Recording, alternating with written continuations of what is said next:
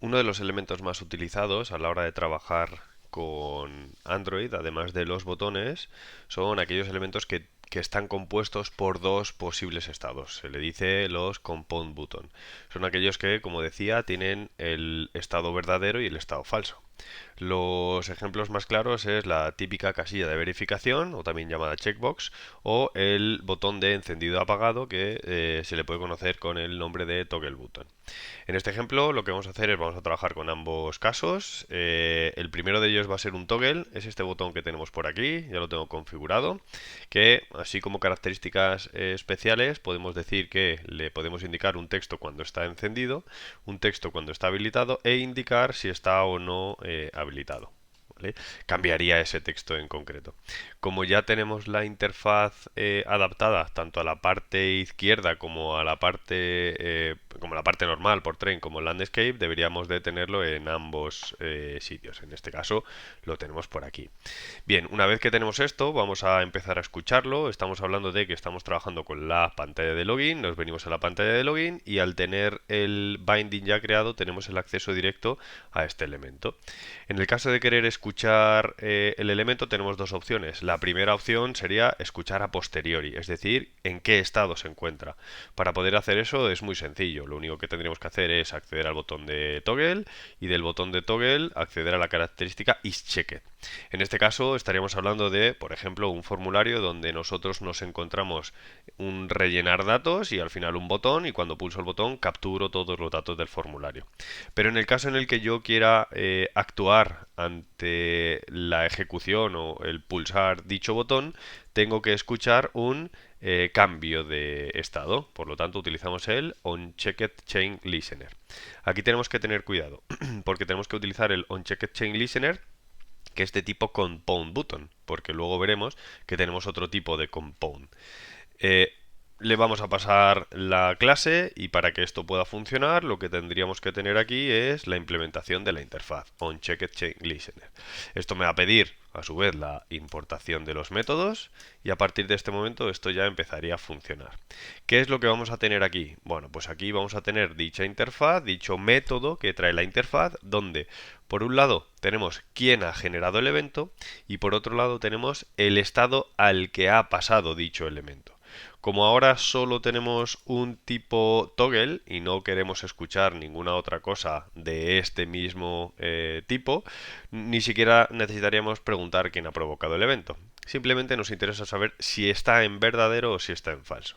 Bien, pues en este caso lo que vamos a hacer es que cuando esté desactivado, el botón de login lo vamos a deshabilitar. Is es igual a isChecked, porque cuando mi toggle pasa a falso, esto va a venir a falso, por lo tanto lo voy a deshabilitar. Cuando pasa a verdadero, esto que rehabilitarlo. Si ejecutamos por aquí, vamos a ver ahora que nuestra aplicación va a tener la funcionalidad de escuchar el toggle en el mismo instante en el que se provoca el cambio.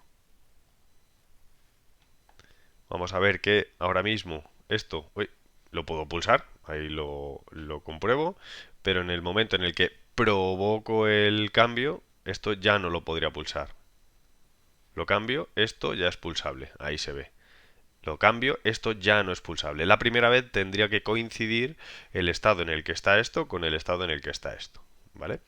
Bien, en este caso estamos trabajando con un toggle button, pero si quisiésemos trabajar con un checkbox sería exactamente lo mismo. No habría ninguna diferencia, sería lo mismo. Ahora, además de poder trabajar con un toggle o con un checkbox escuchando su cambio, también nos podría interesar escuchar el cambio dentro de un radio group. Para este segundo ejemplo, lo que he hecho es en la pantalla de registro, he creado aquí un grupo de radios, ¿vale? Que lo tenemos por aquí, donde este grupo de radio tiene un identificador completo y dentro de este grupo, marcado con una orientación de horizontal para que aparezcan en horizontal, se han metido dos radiobutón, cada uno de ellos con un identificador diferente. Si nos venimos ahora a la pantalla de registro, podemos trabajar escuchando el cambio del grupo.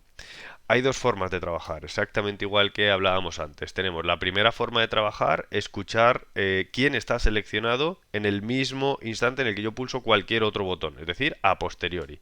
Le preguntaríamos al grupo género cuál es el elemento que está chequeado. Con un when podríamos decirle, si el identificador es el del radio masculino, haz esto.